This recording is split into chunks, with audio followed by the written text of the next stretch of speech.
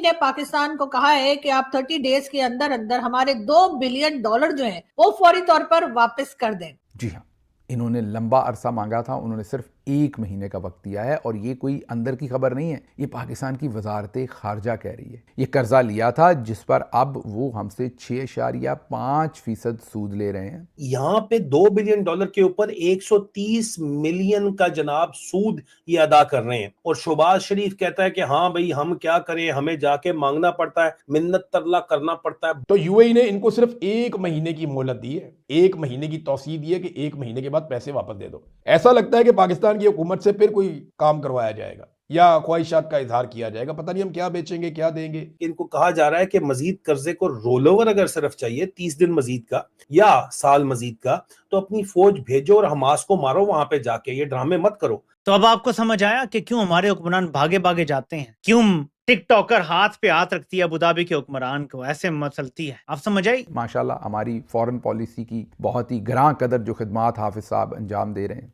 मुत्तहिदा अरब अमारात ने पाकिस्तान को दिए $2 अरब के कर्जे की वापसी के लिए पाकिस्तान को 1 महीने का वक्त दे दिया। जी हाँ, इन्होंने लंबा अरसा मांगा था, उन्होंने सिर्फ 1 महीने का वक्त दिया है। और ये कोई अंदर की खबर नहीं है, ये पाकिस्तान की वजारत खारजा कह रही है। ये कर्जा लिया था जिस पर अब वो हमसे 6.5% सूद ले रहे हैं, इंटरेस्ट ले रहे हैं, मुत्तहिदा अरब अमारात पाकिस्तान से। और इन्होंने उसको लंबे अरसे के लिए रोल ओवर करने के लिए रिक्वेस्ट की थी। उन्होंने कहा कि नहीं, 1 महीने का कर देते हैं और पैसे वापस करें।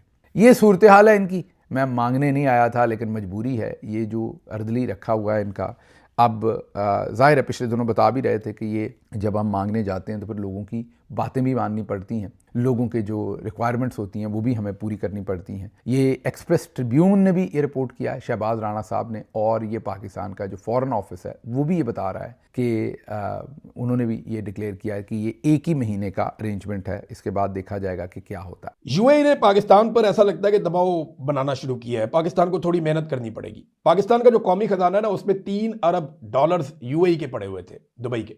तो जो यूएई के $3 अरब पाकिस्तान के कौमी खजाने में पड़े हुए थे वो वापस मांग रहे थे। रोल ओवर बार बार हमने उनसे करवाया, लेकिन अब वो वापस मांग रहे हैं। तो इन्होंने तंग आकर पहले $1 अरब के फौजी फाउंडेशन के जो शेयर्स हैं वो उनको दे दिए, बाकी रह गए $2 अरब। अब वो कहते हैं जी हमें $2 अरब वापस करो। इन्होंने कहा जी हमें एक दफा फिर रोल ओवर दे दें, आप एक मरतबा फिर हमें माफी दे दें, हम बाद में दे देंगे। तो यूएई ने इनको सिर्फ 1 महीने की मोहलत दी है, 1 महीने की तौसीह दी है कि 1 महीने के बाद पैसे वापस दे दो। ऐसा लगता है कि पाकिस्तान की हुकूमत से फिर कोई काम करवाया जाएगा या ख्वाहिशात का इजहार किया जाएगा, पता नहीं हम क्या बेचेंगे क्या देंगे, कौन सी अपनी ख्वाहिश जो है किसकी ख्वाहिश हम पूरी करेंगे, कौन सा अपना उसूल तोड़ेंगे, कुछ तो हमें करना पड़ेगा ना, या फिर ये पैसे देने पड़ेंगे।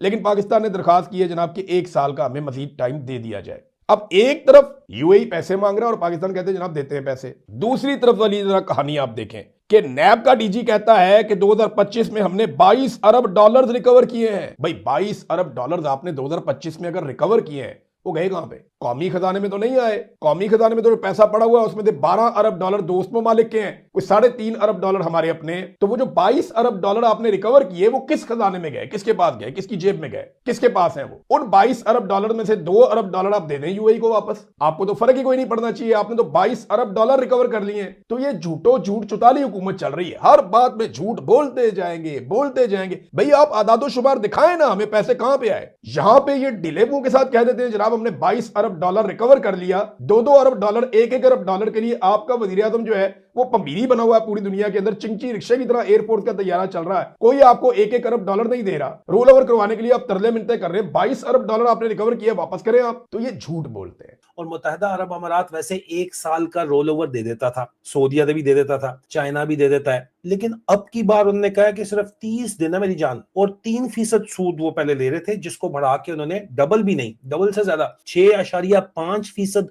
उसको उन्होंने सूद को कर दिया। मतलब $2 बिलियन के कर्जे के ऊपर दोस्त मुल्क, जिसके पीछे सऊदी अरब को नाराज किया है, मोहम्मद बिन सलमान को नाराज किया है, उस अफ्तार को साथ बिठाया हुआ था अफ्तार के लिए यहाँ पे इन्होंने, जिसको सऊदीया मना कर रहा था। इसकी सोच जो है ढेरी हसनाबाद से आगे निकली नहीं। डिसीवर जो है ये धोखा तो दे सकता है और ये चोर डकैत चोरी तो कर सकते हैं जो यहाँ पे डाकू डफर अलायंस है, लेकिन ये मुल्क नहीं चला सकते भाई। और यहाँ पे $2 बिलियन के ऊपर 130 मिलियन का जनाब सूद ये अदा कर रहे हैं। और शहबाज शरीफ कहता है कि हाँ भाई हम क्या करें, हमें जाके मांगना पड़ता है, मिन्नत तरला करना चुकाना पड़ता है। $12 बिलियन का आपने गल्फ से कर्जा उठाया हुआ है, और यहाँ पे अब क्या इस तरह पाकिस्तान बच सकता है? तो हमारी पाकिस्तान की इंटेलिजेंस कम्युनिटी की इतलात ये है कि इनको कहा जा रहा है कि मजीद कर्जे को रोल ओवर अगर सिर्फ चाहिए 30 दिन मजीद का या साल मजीद का, तो अपनी फौज भेजो और हमास को मारो वहां पे जाके, ये ड्रामे मत करो। यहाँ पे ये अपने ही दाम के अंदर खुद फंस गया, क्योंकि ये आसिम मुनीर लंच करने गया था व्हाइट हाउस साला, तो वहां पे वादा कराया था सदर ट्रंप के साथ कि जी मैं फौजें दूंगा, कोई मसला ही नहीं। वापस आया तो अपने ही मौलवियों ने, जिसको ये खुद मुल्ला मनीर बना हुआ है, यजीद वक्त गलत कुरान की आयतें जो बंदा इस्तेमाल करता है, क्या वो खुद बच जाएगा?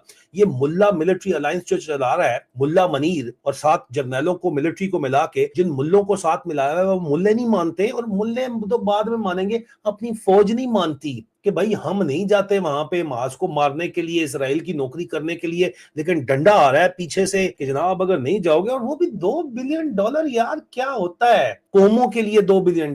ये साले 2 बिलियन में बिक गए। 6% के ऊपर ये मुल्क 3-3.5 साल पहले तरक्की कर रहा था। इन्होंने उस मुल्क के साथ जो किया है इस वक्त वो आपके सामने है, और हाल ये है कि पाकिस्तान की मईशत तबाह बर्बाद इस वक्त हो चुकी है।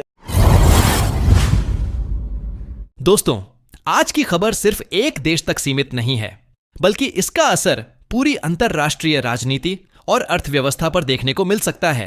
हाल ही में सामने आई जानकारी के मुताबिक पाकिस्तान और यूएई के बीच चल रही आर्थिक बातचीत ने अचानक नया मोड़ ले लिया है। बताया जा रहा है कि यूएई ने अपने दिए गए करीब $2 अरब के कर्ज को लेकर सख्त रुख अपनाया है और तय समय सीमा में इसे वापस करने की बात कही है। खास बात यह है कि इस फैसले के बाद पाकिस्तान के मीडिया, सोशल प्लेटफॉर्म और राजनीतिक गलियारों में अलग अलग तरह की प्रतिक्रियाएं सामने आ रही हैं।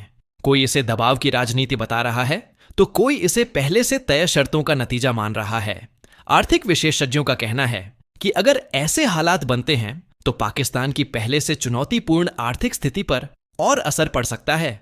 वहीं दूसरी तरफ यह सवाल भी उठ रहा है कि क्या आने वाले दिनों में दोनों देशों के रिश्तों में कोई नया बदलाव देखने को मिलेगा, या फिर यह सिर्फ एक औपचारिक प्रक्रिया का हिस्सा है। इन तमाम सवालों के बीच आम जनता जानना चाहती है कि इसका सीधा असर रोजमर्रा की जिंदगी, महंगाई और सरकारी फैसलों पर पड़ेगा या नहीं। अब सोचने वाली बात यह है कि अगर समय पर समाधान नहीं निकला तो आगे क्या रास्ता बचेगा, और क्या पर्दे के पीछे कोई बड़ी रणनीति तैयार हो चुकी है? सच क्या है और कहानी किस दिशा में जाएगी, यह आने वाला वक्त बताएगा।